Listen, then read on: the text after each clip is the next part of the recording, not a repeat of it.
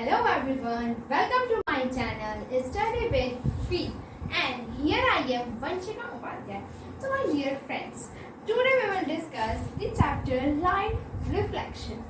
इस चैप्टर का पूरा नाम है लाइट रिफ्लेक्शन एंड रिफ्रैक्शन, लेकिन हम लोग आज सिर्फ रिफ्लेक्शन पार्ट को डिस्कस करेंगे, ठीक है। तो उससे पहले हम लोग ये डिस्कस करेंगे कि लाइट क्या है, what is light. So my dear friends, light जो है वो एक सोर्स ऑफ एनर्जी है। लाइट हमें एक पावर प्रोवाइड करती है किसी भी चीज को देखने के लिए, विजन, ठीक है। लाइट से रिलेटेड सेकंड पॉइंट, लाइट की जो स्पीड है वो है 3 × 10⁸ मीटर पर सेकेंड। थर्ड पॉइंट, लाइट जो है वो वेव और पार्टिकल दोनों ही नेचर को परफॉर्म करती है, वो दोनों ही नेचर में ट्रेवल करती है। लाइट जो है वो ड्यूल नेचर है, ड्यूल मतलब डबल नेचर, ड्यूल नेचर को परफॉर्म करती है, वेव नेचर को भी और पार्टिकल नेचर को भी। लाइट जो है वो इलेक्ट्रोमैग्नेटिक वेव के फॉर्म में ट्रेवल करती है, ठीक है। लाइट से रिलेटेड कुछ हो गए ये टर्म्स। अब हम लोग लाइट के बेसिस पे ही ऑब्जेक्ट्स को क्लासिफाई करेंगे, ठीक है।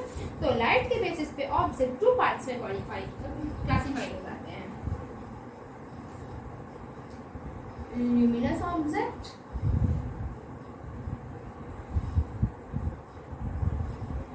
और नॉन ल्यूमिनस।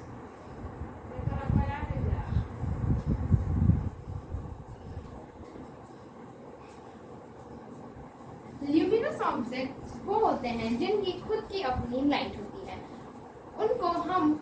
उन्हें किसी दूसरे की जरूरत नहीं पड़ती है, उनकी अपनी खुद की लाइट होती है, वो अपनी खुद की लाइट को एमिट करते हैं। एग्जाम्पल अगर हम लें ल्यूमिनस ऑब्जेक्ट्स का, तो सन, आपका टॉर्च, बल्ब एक्सेट्रा, ऐसे ढेर सारे बहुत सारे एग्जाम्पल्स हो जाते हैं। Non luminous objects, non luminous objects वो ऑब्जेक्ट होते हैं जो कि ल्यूमिनस ऑब्जेक्ट्स की लाइट को लेकर खुद को एमिट करते हैं, खुद की सोर्स ऑफ लाइट प्रोड्यूस करते हैं, ठीक है। एग्जाम्पल में हो जाएगा टेबल, चेयर। कहने का मतलब कि इनको देखने के लिए हमें ल्यूमिनस ऑब्जेक्ट की जरूरत पड़ती है, और ल्यूमिनस ऑब्जेक्ट की खुद की अपनी लाइट होती है। चेयर, बुक, कॉपी एक्सेट्रा, ऐसे बहुत ढेर सारे। दो नेचुरल ल्यूमिनस ऑब्जेक्ट्स होते हैं, तो वो दो natural luminous non luminous objects होते हैं, नॉन ल्यूमिनस, मून और स्टार। इन दोनों की अपनी खुद की लाइट नहीं होती है, इन दोनों को देखने के लिए हमें सन की लाइट की जरूरत पड़ती है, ठीक है। ये था luminous object, non luminous object. अब हम लोग पढ़ेंगे रिफ्लेक्शन को। अब हम लोग रिफ्लेक्शन टर्म को डिस्कस करेंगे, ठीक है। रिफ्लेक्शन क्या है? रिफ्लेक्शन बस यही कहता है कि अगर किसी भी सरफेस पे बीम ऑफ लाइट्स आके इंसिडेंट करती हैं, गिरती हैं, और उसके बाद जब वो रिफ्लेक्ट बैक हो जाती है, सेंटर बैक हो जाती है, या कह दो बाउंस बैक हो जाती है, उसी प्रोसेस को हम रिफ्लेक्शन कहते हैं। जैसे कि एक सरफेस है, जैसे कि एक सरफेस है, इस पे एक लाइट आई, उसके बाद ये लाइट वापस सेंटर बैक या बाउंस बैक होगी। इस पूरे प्रोसेस को हम कहेंगे रिफ्लेक्शन। अब यही रिफ्लेक्शन है। अब हम लोग रिफ्लेक्शन से जुड़े कुछ टर्म्स को देखेंगे, ठीक है। पहला इंसिडेंट रे, दूसरा हम लोग देखेंगे reflected ray, normal,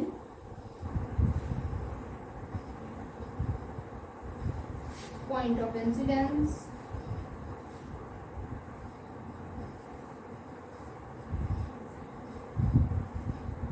angle of incidence,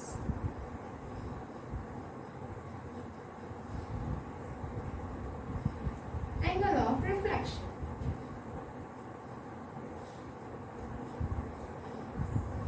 ये कुछ पॉइंट्स हैं, ठीक है। तो पहले हम लोग देखेंगे what is incident ray.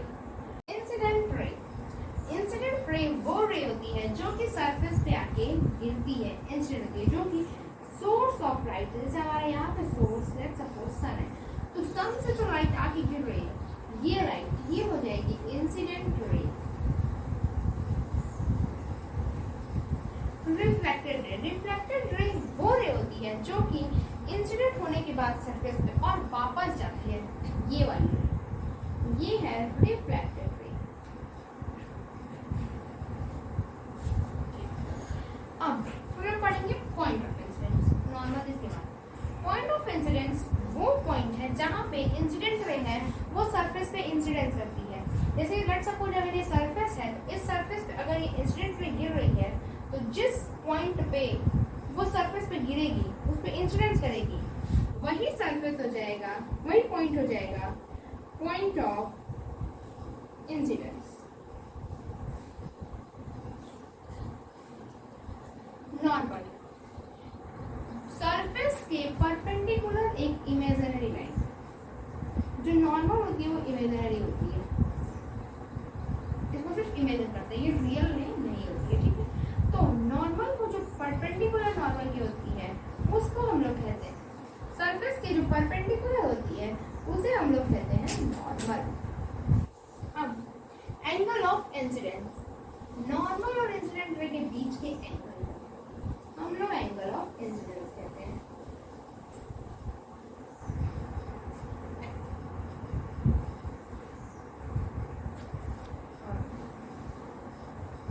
Reflected ray और नॉर्मल के बीच के एंगल को हम लोग एंगल ऑफ रिफ्लेक्शन कहते हैं। ये कुछ टर्म्स रिफ्लेक्शन से जुड़े हुए जिनका यूज आएगा रे डायग्राम में। तो पहले हम लोग देख लेते हैं एक बार और समरी की टाइप करेंगे। इंसिडेंट रे वो रे जो सरफेस पे आके गिर रही है, सोर्स ऑफ लाइट से जो रे सरफेस पे आके गिर रही है वो है इंसिडेंट रे। जो रे गिर रही है वो इंसिडेंट रे है, और गिरने के बाद जो रे वहां से फिर वापस जा रही है रिफ्लेक्शन प्रोसेस को करने के लिए, वो है reflected ray. Point of incidence वो पॉइंट सरफेस पे जहां पे रिफ्लेक्टेड रे आके इंसिडेंस कर रही है। Normal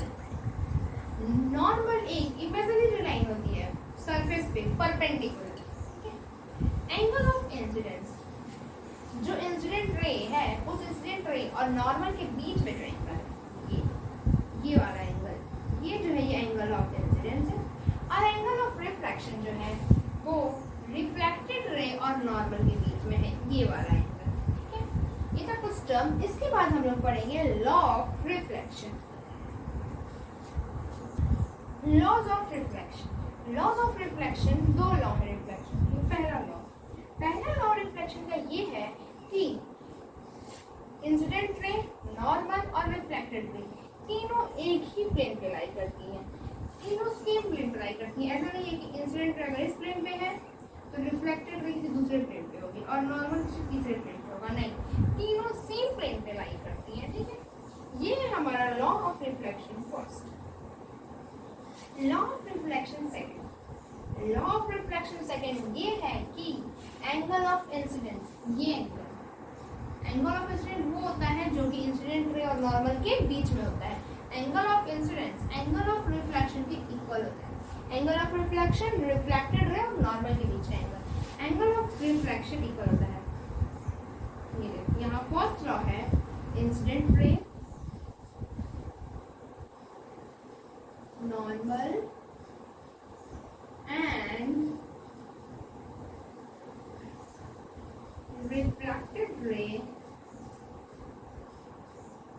lie on the same plane।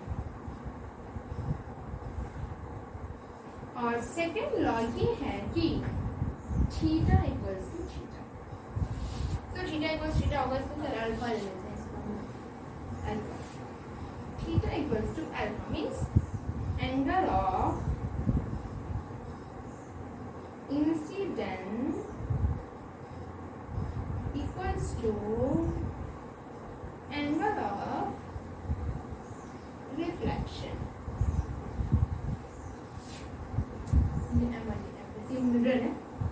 तो first law incident ray, normal और रिफ्लेक्टेड रे सेम प्लेन पे लाई करती हैं, और second law angle of reflection angle of reflection के, angle of incident angle of reflection के इक्वल होता है।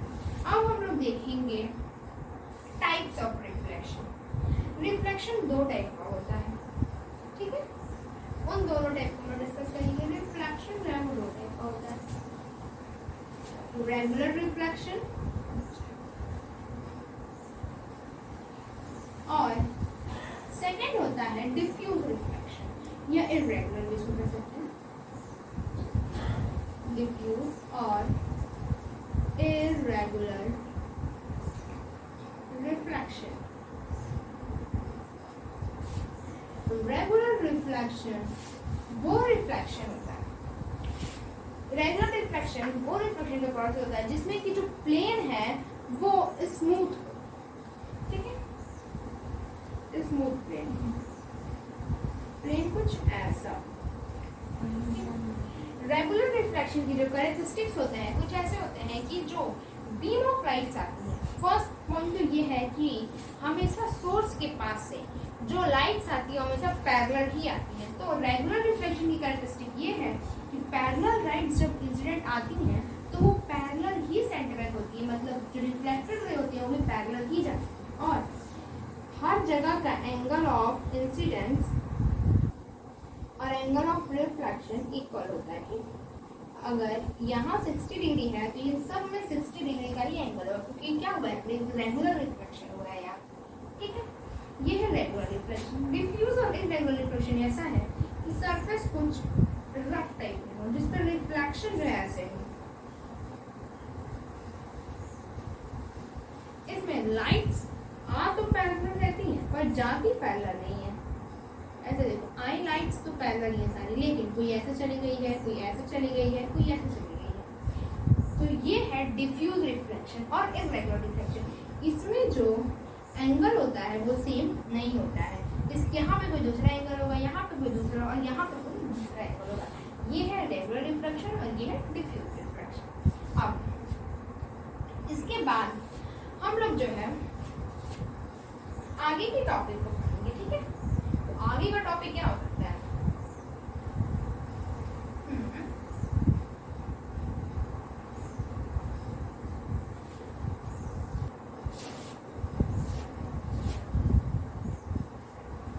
तो आगे का टॉपिक है ऑब्जेक्ट्स एंड इमेज।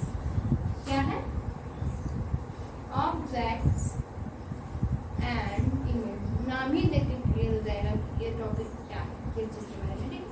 तो ऑब्जेक्ट क्या होती है, जिससे लाइट एमिट हो रही है, ठीक, वो ऑब्जेक्ट है। अब लाइट एमिट किससे किससे हो रही है, एग्जाम्पल लेते हैं, उसमें न्यूक्लियस और नॉन न्यूक्लियस दोनों ही आते हैं, लेकिन नॉन न्यूक्लियस ऑब्जेक्ट भी लाइट एमिट करती है, भले ही वो किसी और की लाइट को लेके एमिट करे, खुद की लाइट नहीं होती है लेकिन वो भी लाइट एमिट करती है। तो sun, book, copy, pen, table, moon etcetera. Image क्या होता है, जिसका हम अपीयरेंस देखते हैं, जिसको हम देखते हैं, ठीक है, चाहे वो रियल या चाहे वो वर्चुअल, लेकिन जिसका हम अपीयरेंस देखते हैं ऐसे, वो हमारा इमेज हो जाता है, ठीक है। जो कि बनता कब है, जब रिफ्लेक्टेड रेज एक दूसरे को इंटरसेक्ट करती हैं, ठीक है। इमेज का एग्जांपल हम दे सकते हैं, इन सब का इमेज बनेगा, ठीक है। लेकिन ये रियल है, लेकिन इमेज जो बनेगा सिर्फ हम देख ना पाएंगे, उसका एक अपीयरेंस देख पाएंगे, टच तो नहीं कर पाएंगे, भले वो इमेज रियल हो और चाहे वर्चुअल। तो इमेज है, और इमेज तभी बनेगा जब रिफ्लेक्टेड रेज एक दूसरे को कट करेंगे। अगर रिफ्लेक्टेड रेज ने एक दूसरे को कट नहीं किया तो इमेज नहीं बनेगा। हाँ, वो अलग बात है, अगर रिफ्लेक्टेड रेज को कट नहीं करती है तो हम वर्चुअली उनको कट करते हैं, वर्चुअली उनको मिलाते हैं ताकि इमेज बने, ठीक है। तो अब यही हम लोग देखेंगे कि रियल इमेज और वर्चुअल इमेज क्या होता है, यही है हमारा अगला टॉपिक। तो अगला टॉपिक है real image and virtual image. Real का तो क्लियर जाता है, नाम सुनते ही कि रियल इमेज मतलब रियल होता है, लेकिन ये समझ में आता है कि रियल क्या है, मतलब इमेज भी जो है नकली और असली होगा।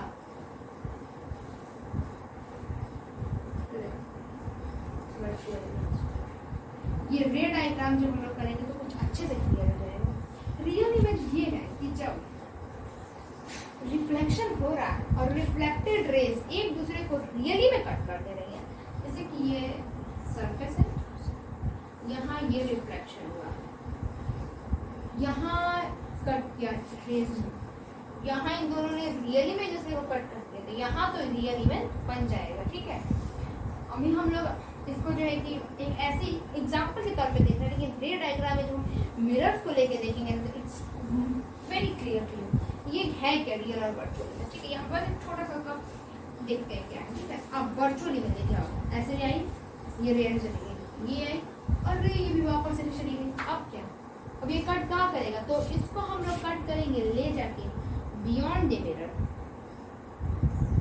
मिरर के बाहर यहाँ पे कहीं ये कट करना है। ठीक है ना, तो मिरर के पीछे जब जाके रिफ्लेक्टेड रेज को कट करना पड़े तो वहाँ पे बन जाता है वर्चुअल इमेज, यहाँ बनेगा वर्चुअल इमेज। और रियल इमेज की एक और कैरेक्टरिस्टिक, रियल इमेज हमेशा उल्टा बनता है, रियल इमेज कभी भी सीधा नहीं बनता है। अगर ये मार्कर है, इसका अगर रियल इमेज बनेगा तो ऐसे बनेगा, ऐसे कभी नहीं बनेगा। लेकिन अगर इसी मार्कर का वर्चुअल इमेज बनेगा तो ऐसे बनेगा।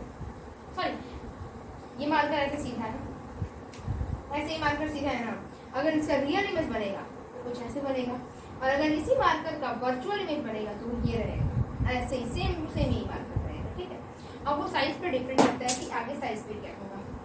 ठीक है, तो अब हम लोग देखेंगे इसके आगे प्लेन मिरर पे, तो हम लोग अब देखेंगे formation of image on plane mirror. Plane mirror पे इमेज कैसी बनेगी, कैसी बनेगी ये देखेंगे। तो वो देखने के पहले पहले तो ये जानना पड़ेगा कि ये प्लेन मिरर है क्या, इसका काम क्या है, इसकी कैरेक्टरिस्टिक्स क्या है। देखते हैं, प्लेन मिरर घर में जो शीशा होता है जिसमें अपना मुंह देखते हैं वही प्लेन मिरर। ठीक, प्लेन मिरर की सबसे मस्त कैरेक्टरिस्टिक कि उसमें जो इमेज बनता है वो वर्चुअल बनता है। अब नॉर्मल सी बात है, वर्चुअल बनेगा तो इमेज एरेक्ट बनेगा, मतलब सीधा इमेज बनेगा। जब हम अपना मुंह देखते हैं वर्चुअल मिरर, ये मिरर में, प्लेन मिरर में हमारा मुंह सीधा ही दिखता है, ऐसा तो है नहीं कि उल्टा दिखता है। तो प्लेन मिरर जो होता है वो वर्चुअल इमेज बनाता है। ठीक है, इसको ना देखेंगे रे डायग्राम के थ्रू। सेकंड पॉइंट, प्लेन मिरर में सेम साइज की ऑब्जेक्ट बनती है, ऑब्जेक्ट जिस साइज का है उसी साइज की ऑब्जेक्ट बनती है, उसी साइज का बनता है। और जितनी दूर पे आप प्लेन मिरर से खड़े होंगे उतनी ही दूरी प्लेन मिरर में दिखेगी आपकी इमेज के लिए, इमेज भी उतना ही दूर बनेगा जितना दूर आप प्लेन मिरर से खड़े होंगे। तो ये रहा प्लेन मिरर की कुछ कैरेक्टरिस्टिक्स। अब हम लोग प्लेन मिरर के रे डायग्राम को देख सकते हैं। प्लेन मिरर में इमेज बनता कैसे है, ये है हमारा सपोज प्लेन मिरर, ये चीज हमारी पॉलिश्ड होती है। ठीक, पॉलिश की होती है, इसके पीछे भी रीजन है कि पॉलिश इसलिए होती है क्योंकि हमको यहाँ रिफ्लेक्शन करना है, रिफ्रैक्शन नहीं करना है। यहाँ हम लोग रिफ्लेक्शन करेंगे तो हमको लाइट जो है वो बाउंस बैक जानी चाहिए, ये नहीं कि इसके अंदर चली जाए। ठीक है, मैं रिफ्लेक्शन, इसको हम लोग इसको पॉलिश कर देंगे। ठीक है, अब देखते हैं बीम ऑफ लाइट को हम लोग इस पर एमिट करेंगे। बीम ऑफ लाइट को एमिट करने से पहले जो है कि हम बता दें, हाँ बीम ऑफ लाइट एमिट नहीं कर पाएंगे। क्यों नहीं कर पाएंगे, इसके पीछे की आती तो बीम ऑफ लाइट है, लेकिन रिफ्लेक्शन में 2 ही 3 रे ऑफ लाइट्स दिखती हैं। इसके पीछे ये एक कारण है कि किसी भी ऑब्जेक्ट से, ठीक है, जो हमें लाइट एमिट कर रहा है उसे निकलती ढेरों सारी लाइट है, मतलब मिलियंस ऑफ लाइट निकलती है, जिसकी कोई गिनती नहीं है, तभी लाइट उसे निकलती है। लेकिन हम हर लाइट से तो रे डायग्राम, हर पूरी लाइट को लेकर तो रे डायग्राम नहीं कर सकते हैं, एक्सपेरिमेंट नहीं कर सकते। इसलिए हम उससे 2 या 3 रेस को लेकर जिससे एक्सपेरिमेंट कर सकें या अपना रे डायग्राम बना सकें। ठीक है, तो देखो ये इस पे लाइट आई, ऐसा रिफ्लेक्ट हो गया, ये इस पे ऐसा लाइट आई, ये ऐसे रिफ्लेक्ट हो गया। अब ये दोनों रिफ्लेक्टेड लाइट ये दोनों रिफ्लेक्टेड रेज आपस में दूर दूर तक कहीं नहीं मिलेंगे। क्यों? क्योंकि ये यहाँ से ऐसे आ रही है, यहाँ से देखो इनके बीच का गैप बढ़ जा रहा है, यहाँ पे तो गैप थोड़ा सा कम है यहाँ पे, लेकिन यहाँ पे वही गैप जो है बढ़ जा रहा है। इसका मतलब क्या दिख रहा है, आगे जितना ये बढ़ इतना ही गैप बढ़ते रहा है। ये ऐसे शुरू हुई थी और ऐसे चली गई, तो अब ये आगे चल के कहीं भी नहीं मिलेंगे। इसको मिलाने के लिए हम लोग क्या करेंगे, ऐसे बियॉन्ड द मिरर जाके बियॉन्ड द मिरर, ये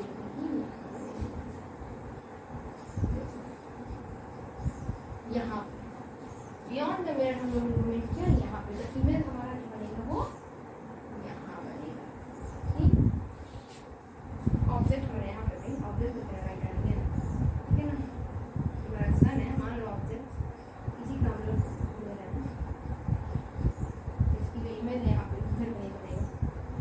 इसका जो इमेज है वो यहाँ करीब बनेगा, ठीक है ना। और ये इमेज जो है वो सीधा बनेगा। सीधा क्यों बनेगा? क्योंकि वर्चुअल बन रहा है, तो ये इमेज सीधा बनेगा। तो हम लोग नेचर लिख देते हैं इमेज में, यहाँ पे नेचर ऑफ इमेज वर्चुअल है, सेम साइज का बनेगा। और इससे क्या होगा? वर्चुअल है, सेम साइज का बनेगा और एरेक्ट बनेगा, सीधा बनेगा। ये हो गई प्लेन मिरर की कुछ कैरेक्टरिस्टिक्स। अब हम लोग जान जाएंगे प्लेन मिरर का यूज क्या है। तो प्लेन मिरर का यूज यही है, हम अपने डेली लाइफ में यूज करते हैं प्लेन मिरर को, ठीक है।